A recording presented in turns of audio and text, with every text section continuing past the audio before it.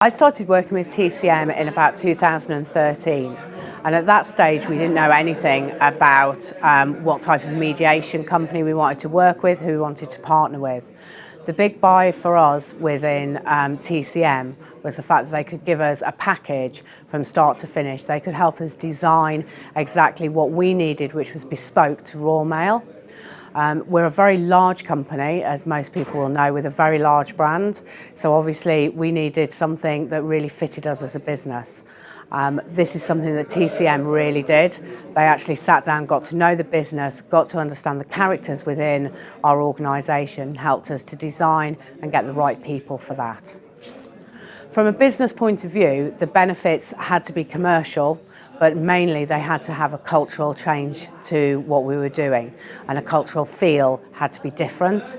TCM understood that. They came along, they got to know what our existing culture was and what our new culture would be. They also helped us put a value on how much conflict was costing us within the business. So we looked at B&H cases to start with, and we looked at, on average, how much we were spending going through a formal process, and through mediation, how much we could save.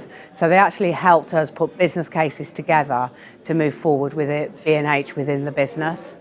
Funnily enough, we decided to go with using TCM as our mediators for a year and then to bring them in-house and use our own mediators.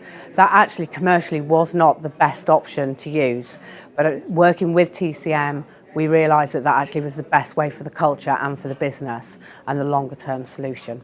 Obviously, Royal Mail is a huge company, and it's a national company that reaches right across the UK and Northern Ireland.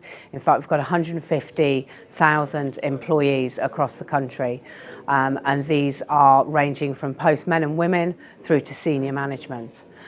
When we looked to introduce mediation into Royal Mail, we decided that this had to be a partnership approach. So we contacted both our unions, the CWU union and the Unite union, and we sat down and set up a working party which started to look at how this was going to be introduced and how it was going to work. Both our unions were absolutely integral to the design of the finished product. They were part of our procurement process. They interviewed all of the companies that we looked at. And when we went through to interviewing and recruiting our mediators, they actually sat on the interview panel for each mediator. They also helped me design the questions that we were going to use, the competency-based interview, and they also helped me design the personality assessments and choose the company that we use to administer those. So the union have been absolutely integral from start to finish with this.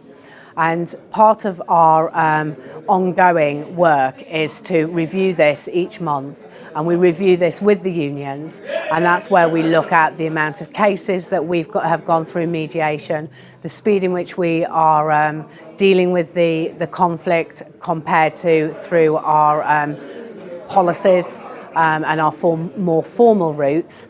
So what we're looking at now is that there is a fundamental reduction in time that it takes to actually resolve something through mediation.